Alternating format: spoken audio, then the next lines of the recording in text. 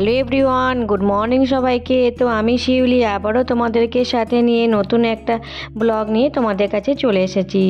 I hope তোমরা যারা যেখান থেকে আমার ভিডিওটি দেখছো তারা সবাই খুব ভালো আছো, আর আমরাও খুব ভালো আছি। এখন বাজে ওই সকাল 10টার মতো। তো আজকে একটা বান্ধবীর বাড়িতে আমার নেমন্তন্ন আছে, তাই আমি আর আমার মেয়ে মিলে বেরিয়ে পড়লাম। আর তোমরা তো আমার আগের ভিডিওতেই দেখেছো আমি আমার বাপের বাড়িতে আছি।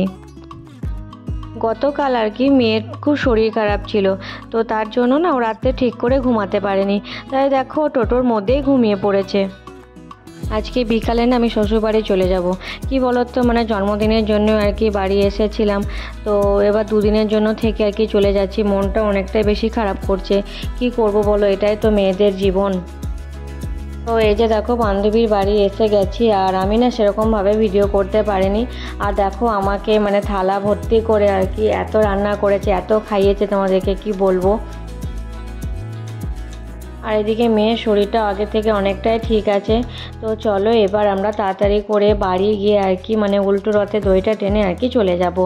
তো ভিডিওটা তোমাদের কেমন লাগলো আমাকে কমেন্ট করে জানিও। যদি তোমাদের ভিডিওটা একটুকু ভালো লেগে থাকে তাহলে প্লিজ চ্যানেলটিকে সাবস্ক্রাইব করে আমার পাশে থাকবে।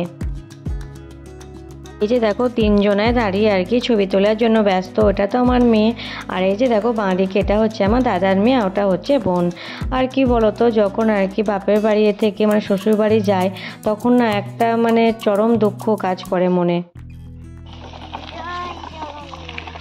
বল। আর এদিকে মেয়েকেও বলছিলাম যে চল তাড়াতাড়ি করে রথটা টেনে নিই, কারণ আমাদেরকে ওইদিকে বাড়িও যেতে হবে, আর সন্ধে হয়ে গেলেও না অনেকটা সমস্যা হবে।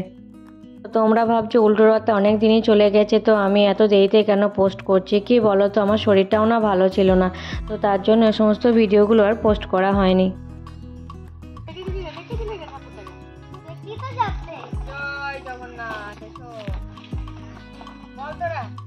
জয় জগন্নাথ, জয় জগন্নাথ।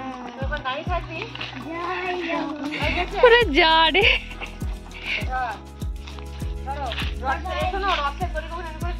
ভিডিওটা এখানেই শেষ করছি, আবার দেখা হবে পরের আবার একটা ভিডিওতে। তো সবাইকে টাটা, বাই বাই।